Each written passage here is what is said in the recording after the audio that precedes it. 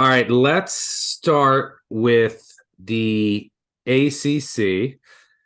This tournament we played in Greensboro, North Carolina. I was in Brooklyn last year. It's back in Greensboro. Tuesday start, Saturday finish. The favorite now, obviously shop around, odds can differ a little bit depending on the book, but the favorite now, based on these odds I'm looking at here, Duke plus 280. Virginia is the 2 seed, and Duke's the 4 seed for what it's worth. Virginia's the 2 seed, they're plus 300. The 1 seed, Miami, plus 340.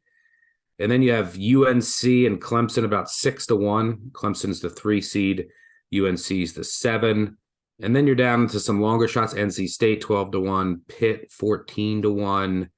And then you're getting down to your deeper long shots, Wake, Virginia Tech in that 40 to 50-1 range, Syracuse 100-1, and then the dregs, who we can pretty much write off: Florida State, Boston College, Louisville, and Georgia Tech.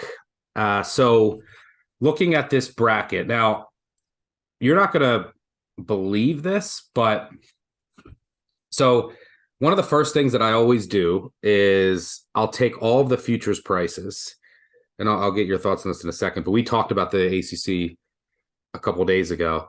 So I take all of the futures prices, and then I map out the money line rollover and then do a probability tree. And just most of the time, the money line rollover is going to pay more. So Virginia Tech is 50-1. There we go. And here we go. The only team that, and look, like, per Torvik, if you simulate, he's at 40-1. I'm at 35-1. Like a money line rollover. So if you look at Virginia Tech's path, and look, I'm higher on Virginia Tech than the market, in fairness. But Virginia Tech, Notre Dame first, like 7.5, 8-point favorite, maybe 7. Then NC State, that's a pick. I have it. Clemson, that's a pick. I have it. Then Virginia or UNC, like 4-point dogs, and then Duke in the final. Like, if that's the path without major upsets, at 4.5, 5. Now, granted, there could be. Vatech has no depth, and they aren't playing as slow as they did last year, which I liked. Right, like they were playing super slow, and they had to win 4 games in. But this time they have to win 5 games in 5 days. But that money line, like that, that's 28-1. So I'm tempted by Vatech again. Now Maddox is not coming back, which hurts. He's a big loss, and he was big last year during that run. But everyone else, I don't see any value in. Am I nuts for liking Vatech in the bottom half? No, I don't think you're nuts. The price is solid. It's a totally reasonable price there to actually jump in on. The Maddox thing is what really scares me. You take what precious little depth they have and you pull him out, and it's 5 in 5 days. Like they did 4 in 4 last year, but now, you add that extra game, and like none of them are going to be total pushovers. I get a little bit nervous. But I can't hate on it at the price. 50-1 is at least worth looking at. Yeah. All right. Well, outside of my insane obsession with I'm higher than the market. The Vatech took care of me last year at 15-1, and I had like one of my worst Marches ever. That was like the lone bright spot. So like I will always have a soft spot in my heart for this core. So when you're looking at let's just start high level. Now, you don't think anyone playing on the first day, other than just talk about Tech, you can throw them out, right? Florida State, Georgia Tech, BC, Louisville, Notre Dame. Yeah, so now close. You're on. Yep. Yeah, you're on to the second. The second round. You have Syracuse taking on Wake. You have Pitt taking on the winner of Florida State, Georgia Tech. North Carolina taking on the winner of Boston College, Louisville. NC State taking on Virginia Tech. Now, NC State at 12-1, and the fact that they have to play at Virginia Tech in the second round, I think that pretty much eliminates them at that price level. But before we get to the top 4 seeds who have a double bye in the quarterfinals, any team that's going to start in the second round intrigue you at all? I am not interested in UNC, especially at that price. I'm a seller of that team, even where they're at right now. So no, thank you there. Syracuse, Wake, nope, no Monsanto for Wake, just kind of wrecks their offense. And I think that Syracuse team has largely quit defensively. Maybe you could get into Pitt because the guards, but again, I don't like their path. They have to go to Duke or play Duke in the quarters, and I think they're the best team in the ACC right now. You threw out NC State, you dumped them already, and I get it because the Virginia Tech thing, but they would have the same path as Virginia Tech. They would have to go through Clemson, who I'm not worried about. I don't think Virginia's that good, but I also don't really trust NC State. Their guards are so erratic. Like they can be on at times, and they're especially like that at home. They're a little Auburn-esque in that sense, where their guards who chuck up a lot of stuff is better at home. Now you throw them in a neutral court in Greensboro, and maybe they're not going to have the same juice. Don't you think Clemson's a bad matchup for NC State though? Like with their bigs and they can they're mobile bigs and they can shoot. I mean, granted, look, they just didn't miss a shot when they just played NC State, but I don't think Clemson's a great matchup for NC State, which is what would scare me there. Yeah, Clemson doesn't turn the ball over, which is kind of surprising. I don't perceive them as having like these great sure-handed guards, but they've been really solid, and NC State feeds off the turnovers. Yeah, I mean, they just lost by 25 and the game wasn't that close. So perhaps that's wishful thinking to think they could compete with Clemson. Yeah. All right. So yeah, and I agree on North Carolina. I mean, like, and you're paying now. I think they match up pretty well with Virginia. Like, here's the thing: I want to sell. Like, another reason that I like Vatek. How many times am I going to say Vatek in this? Because I want to sell North Carolina. They're just that game against Duke in a must. Like, you got to win that game. Like, and they just have shown over. Like, they're so inconsistent, and they are who they are at this point.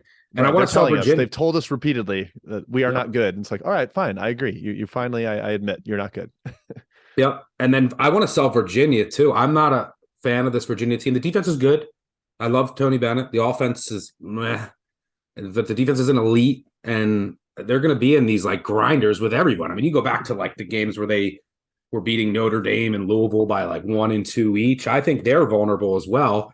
And I'm not some huge buyer of Clemson, and NC State's very erratic. That's why, I mean, that's makes me like Vatek even more. But in the top half, yeah, I mean, Pitt has the guys. They're older, they're experienced. I think that they can have some success against Duke. And then you also have Miami there with their guards. You think this is Duke's tournament to take? Yeah, I'm a supporter of Duke at this stage, but I do think the three most likely teams to win the tournament are in the top half. Like you said, if Pitt was down there with the Carolina, Virginia, Clemson cell group, I would probably buy in on the Panthers because I do like the backcourt, and I think they're relatively potent. I can't believe they almost won at Miami with that title on the line. That was actually an impressive effort to me. But Duke finally showed they can do it a little better away from home, going to Carolina in a desperation spot for their rival. Stuck, are they going to do what Carolina did last year? This like, oh, the coach's first year, there's so many ups and downs. Now they're starting to play really well late. They went at their rival on the final day of the season en route to a potential postseason run. Like, it's all kind of there for them to do something similar to what Carolina did last year. Yeah, that's fair. I mean, if you look at Duke, their guys are starting to find their roles. They're starting to figure it out. But then you look, it's like, okay, that NC State game at home really could have went either way. And then they beat Notre Dame, Syracuse, Louisville. And so like Vatek, yeah, they beat Vatek. But they wouldn't face Vatek till the final. Yeah.